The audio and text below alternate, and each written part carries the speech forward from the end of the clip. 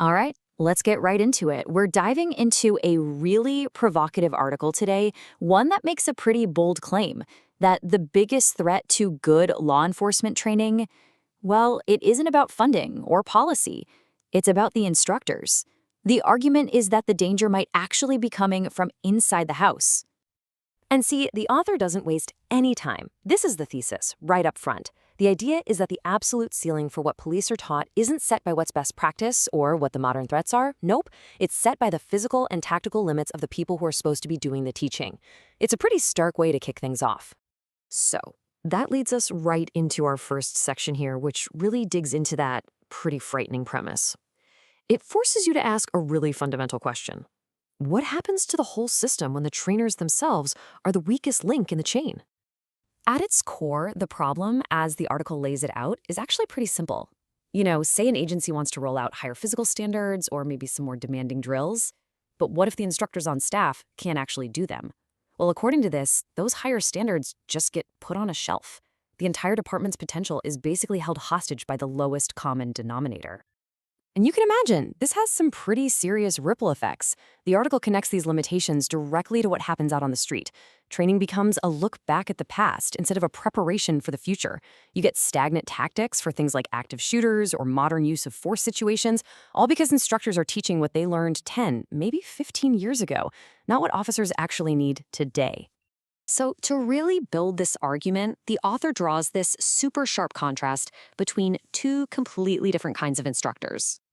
And what this really all boils down to is a critical mistake. The idea that the profession, as the author sees it, confuses seniority with competency. There's this assumption that just because someone was a great cop 15 years ago, they're automatically a great teacher today. And that, right there, is presented as a really dangerous assumption. And this is where you really see the difference laid out. On one side, you've got the weak link, who's all about nostalgia, telling old war stories. And then on the other side, you have the standard bearer. This is the person who leads by example. They're passing the same physical tests, they're qualifying at a higher level than their students, and they can show, not just tell, how to handle today's challenges. It's a picture of two completely different philosophies. So what does it even mean to be competent? Well, according to the author, it's not some certificate you just hang on the wall and you're done. It's presented as this living, breathing state that you have to constantly earn and maintain. The point is pretty clear. The second you stop sharpening your skills, you're not just standing still, you're actually becoming a liability. Okay, so if competency is something you have to earn every single day, what happens when you don't? What's the real cost of that complacency? Well, the article argues the price isn't paid by the instructors. It's paid by the officers they're training, and by extension, the public they're supposed to protect. And this is what you get. Training becomes just a bureaucratic exercise. It's about getting a piece of paper, fulfilling a requirement, literally just checking a box.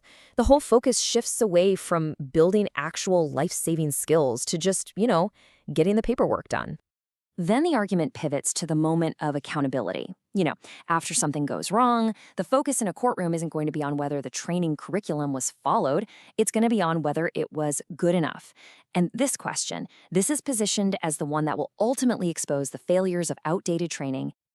So you see the chain reaction here, right? The author lays it out as this predictable sequence. It all starts with stagnant instructors. That leads directly to meaningless check-the-box training, and that in turn creates officers who just aren't prepared for the real world. And the final link in that chain is a failure in public safety. It's a straight line from A to D. So, after painting this pretty bleak picture, the article's tone shifts. It issues a direct challenge, not to agencies, but to every single person who calls themselves an instructor. And these are really pointed, personal questions. It's not about abstract ideas anymore. This is speaking right to the individual. The goal seems to be to force a little self-reflection. Are you the standard bearer, or are you the weak link you've just been reading about? And for anyone who gets a little uncomfortable answering those questions, the message is incredibly blunt. There's no gray area here. The position is crystal clear. If you can't lead from the front, you need to step aside and make room for someone who can. All of this builds to the article's final and really powerful conclusion. The entire issue gets framed as a simple but very stark choice for every single instructor out there. This is pretty much the solution in a nutshell.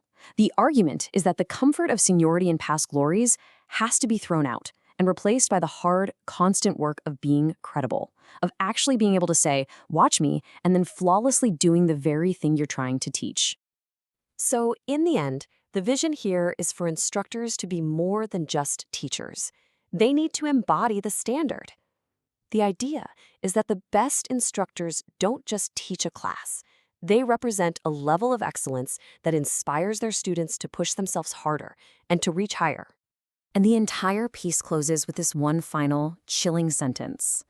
Anything less is negligence, and negligence kills. It's just a stark reminder of what's at stake here, reframing the whole problem not as just some professional shortcoming, but as a form of negligence with potentially fatal results. A really powerful thought to leave you with.